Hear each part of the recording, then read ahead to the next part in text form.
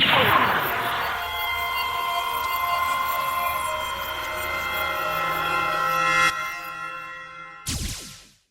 guys, Carol97 again. This time with a review of the 1/44 scale high grade Astray blue frame from the Gundam Seed Astray series.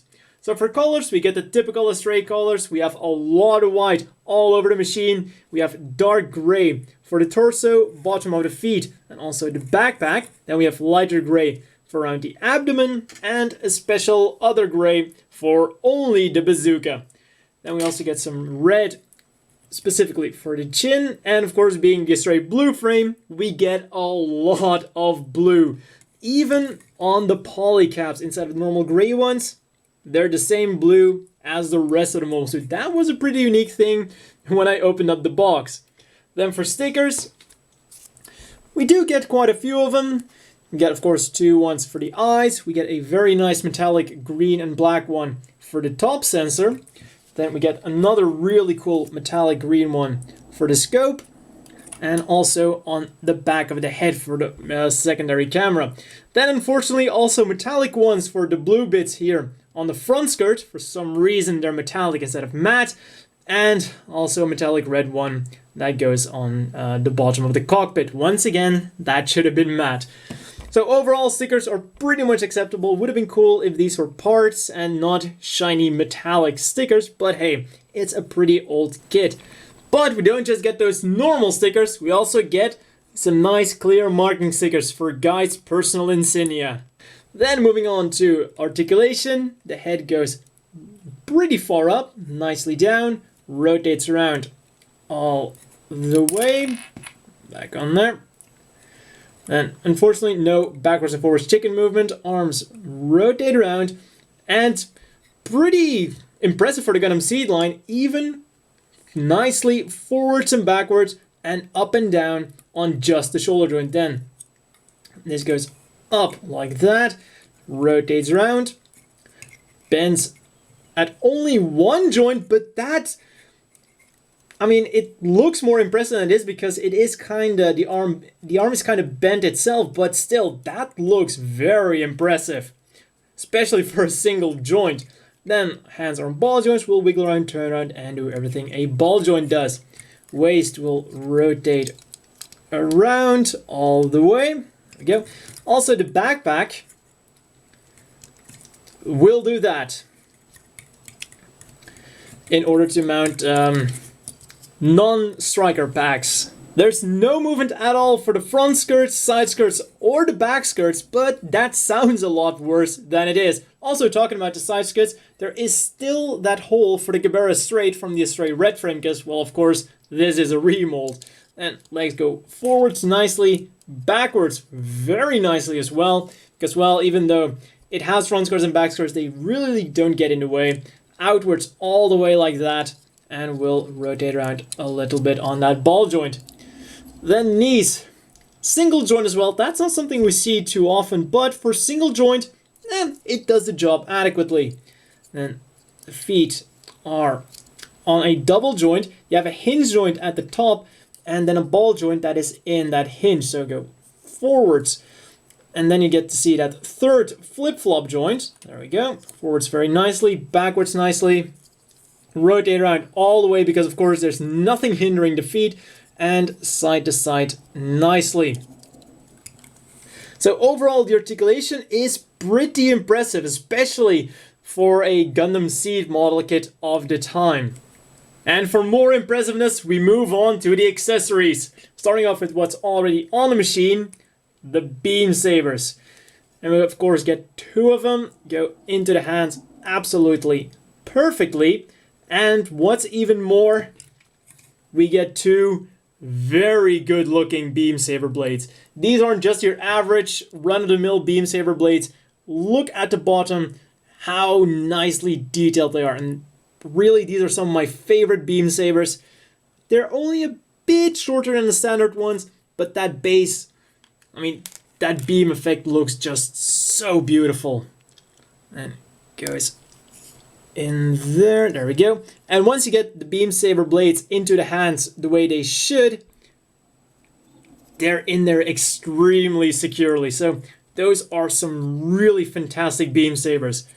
Then, let's quickly get rid of them and bring in the beam rifle. Comes with its own trigger finger hand, and it's only slightly wobbly, and that's not even worth mentioning. So once that is in there, it looks great. Unfortunately, the beam rifle itself has no movement. Yeah, it's got that handle there, but that's not gonna do anything. And you know, you could try to force him to hold on to it, but that's just not going to work out at all. Would have been cool if that was movable. Yeah, but so it is. Then the second weapon we get is the bazooka. And in case anyone is wondering, yes, that's the bazooka you can also give to a djinn. Now, if you use the trigger finger hand with this bazooka, it's going to be super solid and not wobbly at all. But what you can also do is remove the cover here and use it for a dual wield. Now, it's not going to be nearly as solid as it should be, because, well, he's technically not supposed to do this, but whatever. Once you get it propped up against the shoulder, that is going to work absolutely perfect. Now, another thing the manual doesn't tell you to do is this. For some reason, it fits like a glove, and it's super solid in there. The manual doesn't tell you to do it, but it looks pretty damn natural if you ask me, and it works just fine. If you don't want to use the bazooka, you want to use the beam sabers, you can just store that bazooka right there. Then the final accessory that we're getting, the shield. Comes with the usual connection piece. You can put it on the side, you can put it on the back, and goes onto the arm. There it goes. And of course, you can put it on both arms. Not the most impressive looking shield, but that's the way shields were back in Gundam Seed. Well, I mean, back in the Gundam Seed Gunpla days. As always, the inevitable question is, do you want to buy this? And the answer is yes, but also kinda no. Now, for the yes part, for 1,200 yen, this model kit is what I consider to be the golden standard. For a really good price, you're getting a model kit with really good articulation, especially for the time, especially for the Gundam Seed models. I mean, those shoulders are fantastic, considering what the rest of the Gundam Seed model kits had to offer at the time. Talking about them, what you're also getting with this model kit is great proportions. It looks really nice. And then on top of that, you're getting some really kick-ass accessories. You're getting a beam rifle, a bazooka, 2 beam sabers with gorgeous looking beam blades, really loving that effect, and a standard issue Gundam Seed style shield, which, you know, for the time, not really too detailed, but whatever. So, all of that, it just makes for a solid model kit with really good accessories for a very affordable price. So if you can find this, there is really nothing stopping you from buying this machine, unless you're really not a fan of the Gundam of the Astray mobile suits for one reason or another. Now you're probably wondering to yourself, then why did I say no as well? And that is because, well, the Astrays are kinda like ice cream or Power Rangers. They come in many different flavors. This is by far the only Astray you can get in 1/44 scale. So really the only reason I said no is because, well, there are other Astrays out there. You got the red frame, you got the green frame, you've got an upgraded blue frame, you've got an upgraded red frame, you've got one of the custom gold frames, so there are many different Astrays. But if you happen across this one, definitely pick it up if it's not too expensive, or just for the standard price even. It's a great looking model kit, even if it's an early seed model. Then for some size comparisons, here is next to the new high grade M1 Astray and the old no grade blue frame, which surprisingly is quite a bit smaller than the high grade. And then of course he is about the same size as the new M1 Astray. Then next to the new and the old Strike Gundams, just to kind of show off how not quite that good old Gundam Seed kits could be, just to kind of show off how excellent that guy was for the time.